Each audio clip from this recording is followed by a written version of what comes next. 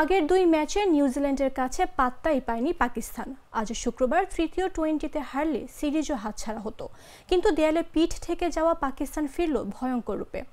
অখ্যাত হাসান নওয়াজের বিধ্বংসী এক সেঞ্চুরিতে ভর করে ১৬ ওভারে ২০৫ রানের লক্ষ্য তাড়া করে অবিশ্বাস্য এক জয় তুলে নিয়েছে পাকিস্তান।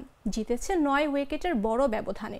টি-20তে ২০০-র বেশি রান তাড়া করে সবচেয়ে কম ওভারে জয়ের রেকর্ড এটি। নিউজিল্যান্ডে পাকিস্তান টি-20 ম্যাচের ২ ইনিংস মিলিয়ে সর্বোচ্চ রানের রেকর্ড হলো আজ। ২ ইনিংসের মোট রান হয়েছে ৪১১।